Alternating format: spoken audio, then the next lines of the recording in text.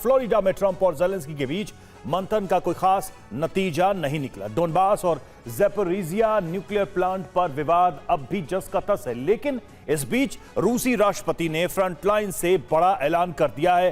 Putin ने साफ कहा है, यूक्रेन डोनबास में सेना रखे या हटाए उन्हें कोई फर्क नहीं पड़ता, क्योंकि रूसी सेना ने यूक्रेन के बाकी प्रांतों में तेजी से आगे बढ़ना शुरू कर दिया है। सवाल है, डोनबास को लेकर पुतिन की रणनीति क्या है और क्या अब रूस यूक्रेन के बाकी प्रांतों पर भी संपूर्ण कब्जे की तैयारी है? इस रिपोर्ट में पूरे यूरोप की नजरें मारे लागो में ज़ेलेंस्की और ट्रंप की बैठक पर थी, लेकिन इस बैठक से ठीक पहले रूस के राष्ट्रपति व्लादिमीर पुतिन फ्रंटलाइन पहुंचे। वर्दी पहने पुतिन ने ऐलान किया, उन्हें ज़ेलेंस्की की शर्तों और यूक्रेन सेना की मौजूदगी से कोई फर्क नहीं पड़ता।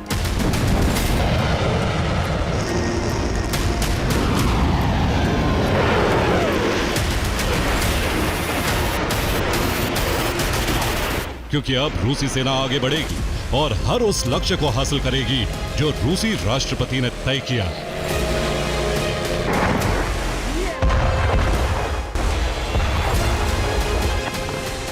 रूस को यूक्रेन सेना के पीछे हटने में जीरो दिलचस्पी है, जिसकी वजह पुतिन की नई रणनीति है।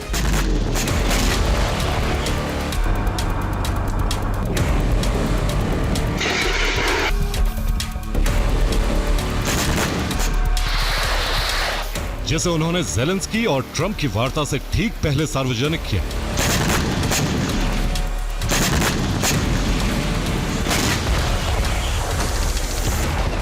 पुतिन ज्यादा से ज्यादा क्षेत्र पर कब्जा चाहते हैं ताकि यूक्रेन से बातचीत की कोई जरूरत ही ना पड़े। ज़ेलेंस्की के सामने नए क्षेत्रों में संकट खड़ा किया जाए ताकि ज़ेलेंस्की इन्हें बचाने के लिए क्रेमलिन की शर्तें मानने के लिए मजबूर हो जाए।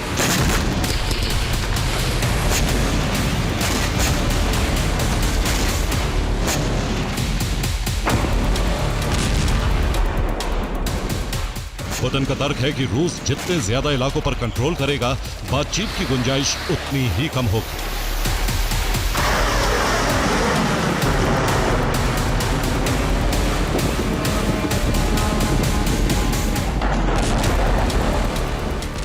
यही वजह है कि रूसी सेना ने तेजी से आगे बढ़ना शुरू किया है, लेकिन उसके केंद्र में डोनेत्स्क नहीं बल्कि ज़ैपोरिज़िया और खार्किव।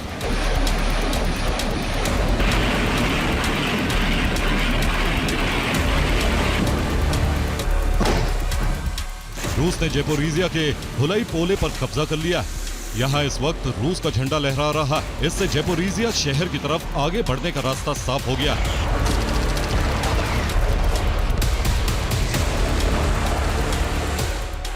रूसी सेना ने ज़ैपोरिज़िया के ओरिखीव की तरफ आगे बढ़ना शुरू कर दिया है। 24 घंटे में रूसी सेना 1 किलोमीटर आगे बढ़ चुकी।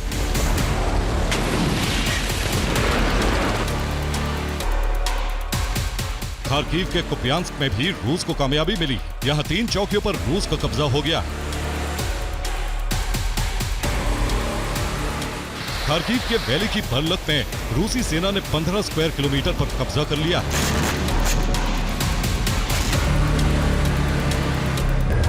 ये सभी इलाके रणनीतिक लिहाज से यूक्रेन के लिए बेहद अहम थे, क्योंकि यहां से रूस के लिए नए क्षेत्रों पर कब्जे के दरवाजे खुल गए हैं।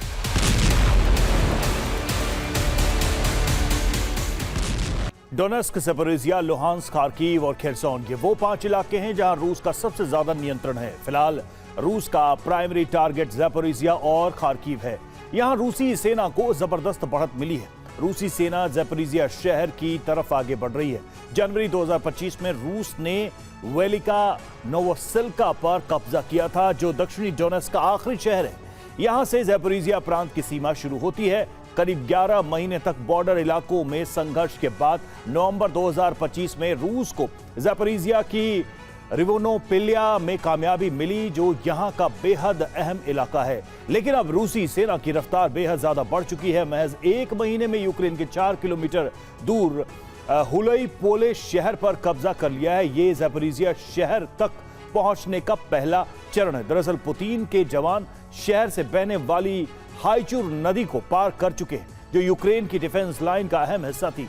अब रूस मुख्य डिफेंस लाइन को बाईपास कर सकता है। इससे छोटे छोटे इलाकों से शहर तक पहुंचना रूस के लिए आसान होगा। खार्किव में रूस के टारगेट पर वोचांस्क और कुपियांस्क है। ये 4 हफ्ते पहले रूस ने पेचेनीही डैम पर बनी सड़क को तबाह कर दिया था, जिसे यूक्रेन रिपेयर कर रहा था। लेकिन रूस ने यहां फिर से हमले किए हैं। अगर यह सप्लाई रूट जल्द शुरू नहीं हुआ तो यूक्रेन के लिए इन शहरों को बचाने में बेहद मुश्किलें आएंगी।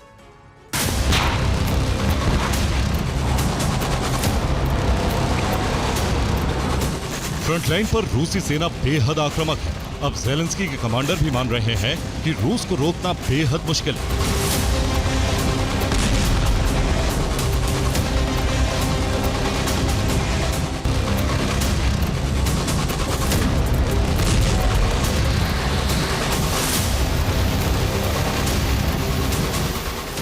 रूस एक तरफ फ्रंटलाइन पर तबाही मचा रहा है तो वहीं दूसरी तरफ उसके टारगेट पर रिहायशी इलाके भी।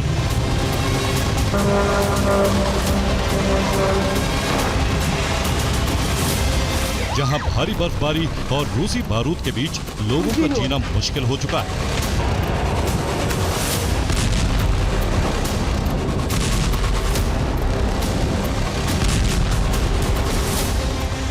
खेरसोन में रूस ने मकानों पर रॉकेट लॉन्चर से हमला किया, जिसकी वजह से करीब 10 मकान तबाह हो गए। वहीं कोस्टानिव्का पर कैप बम से हमले किए, जिससे जबरदस्त तबाही मची। स्लोवियांस्क में भी बर्फबारी के बीच हुई तबाही में लोगों का जीना मुश्किल हो रहा है।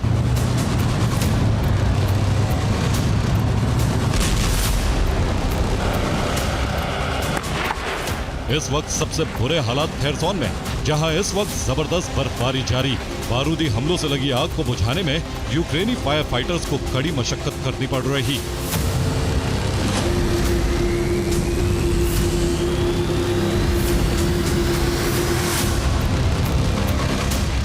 खेरसोन में रूसी हमलों से जबरदस्त नुकसान हुआ है। यहां मौजूद थर्मल पावर प्लांट तबाह हो चुका है। कई इलाकों में गर्म पानी और भाप की सप्लाई ठप हो चुकी। खेरसोन में फिलहाल तापमान -डिग्री में। अगर जल्द सप्लाई शुरू नहीं हुई तो शहरों को खाली करवाना पड़ सकता है।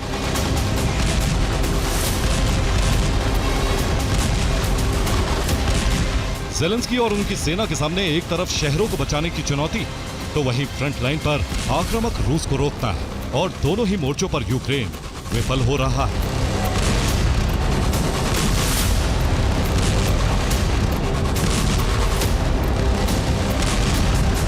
और बीते एक हफ्ते में फ्रंटलाइन पर यूक्रेन सेना को जबरदस्त नुकसान पहुंचा है। यूक्रेन के करीब 4400 सैनिकों की मौत हुई है। वहीं रूस ने यूक्रेन के 21 टैंक तबाह कर दिए हैं। फ्रंटलाइन पर मौजूद 50 यूक्रेनी तोप नष्ट हो चुके हैं। यूक्रेन के करीब 14 इन्फेंट्री फाइटिंग व्हीकल रूस ने ध्वस्त किए हैं। दावा है कि यूक्रेनी सेना के करीब 100 सैन्य वाहन बीते एक हफ्ते में तबाह हो चुके हैं।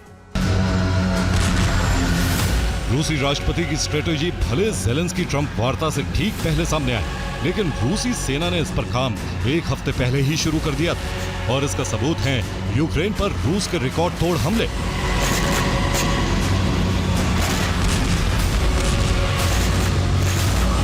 बीते एक हफ्ते में रूस ने यूक्रेन पर 2100 ड्रोन दागे, यानी प्रतिदिन रूस ने 300 ड्रोन हमले किए। वहीं 800 गाइडेड बम से अटैक किया, यानी रोजाना करीब 115 गाइडेड बम गिराए। साथ ही 94 मिसाइलें दागी, यानी प्रतिदिन करीब 14 मिसाइलों से अटैक किया।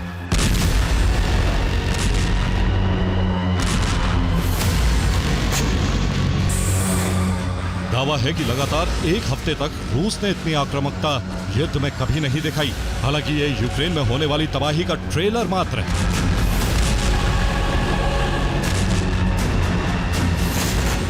माना जा रहा है कि 2026 में रूस हमलों की तीव्रता को दोगुना कर सकता है, जो यूक्रेन के लिए बेहद मुश्किल होगी।